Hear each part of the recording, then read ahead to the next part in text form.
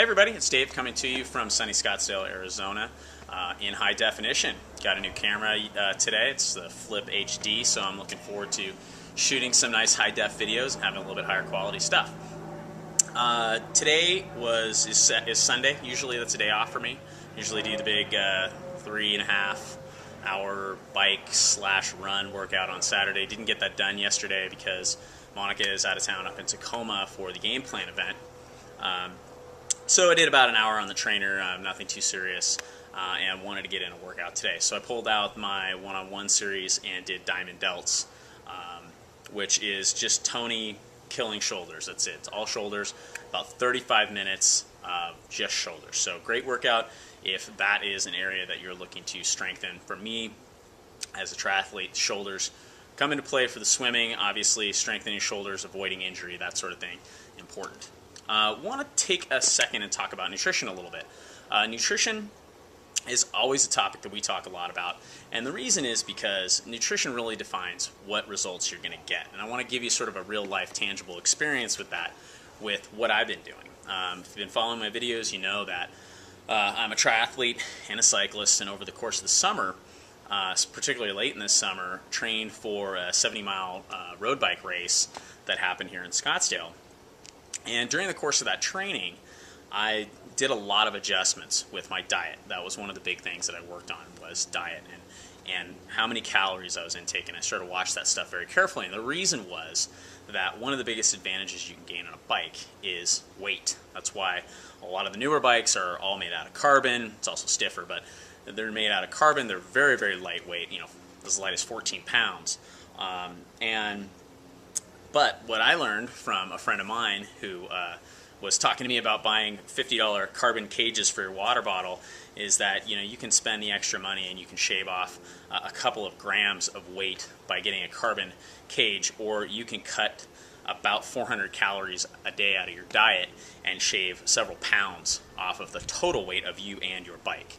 So I was really in a weight loss mode while trying to keep in mind that I was trying to take in enough calories to keep up with these endurance workouts. So it's kind of a guessing game a little bit, and it took me some time to kind of get it down. But now that that's over with, it's kind of an off season right now. I'm lifting more.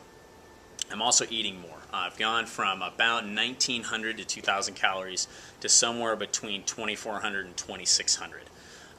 The goal there is pretty clear. I'm trying to gain some mass. I'm trying to gain back a little bit of that weight that I lost while I was focusing exclusively on the cycling, to try and get ready for what's coming up next year, which is going to be a lot of endurance training. I'm doing a half marathon and a half Ironman next winter, in the winter and the spring. So I want to spend some time with that. And I get a lot of questions from people. How many calories should I be eating? Of course, on our website we have the P90X nutrition guide, made easy post that has the calculator there. But really, you have to look at what your goals are. If you're trying to lose weight, you need to cut calories. If you want to bulk up, you got to have more calories. And the proportion of proteins and carbohydrates and fats in that really is going to define how you do. So really more than the workouts you're doing, nutrition is really what drives your results and what kind of results you're getting. And I tell this to people all the time. When I first started doing P90X in 2004, I didn't change my diet, and my results were okay. I mean, I got decent results, but they weren't as good as the results I've been getting now, where I am much more focused on what I eat, how much I eat, and do all of that with a very definite goal in mind, whether that's to lose weight, to gain some weight, whatever it is I'm doing, constantly thinking about that. And one thing too, I think that a lot of people get caught up in is they sort of get down this path of, well, I don't want to have to completely change my entire life in order to meet the nutritional requirements of this program. You really don't have to do that. I follow a 90-10 plan. That's one of the things that Tony talks a lot about. 90% of the stuff I eat is good. 10%, not so much. Do I have a couple beers on the weekends? Sure. Yeah, that happens.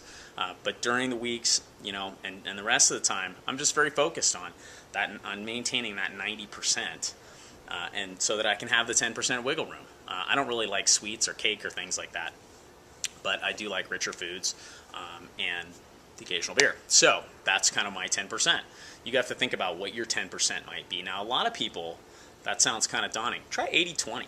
You know, what if 80% of the food you ate was good quality whole foods, not white flour, not sugar, not alcohol, just good quality whole foods, lean proteins, vegetables, fruits, whole grains, those types of things. And then 20% of it was whatever other junk you're eating before. If you just did that, if you just made that change and made that much commitment, I think you'd see huge results. And then, you know, over time, try to get to 90-10. 90-10 is really where it's at. So anyway, hope everybody is having a great weekend. I'm going to enjoy the sun, go for a little bike ride with my kids. So take care, everybody. If you have any questions, please send me an email.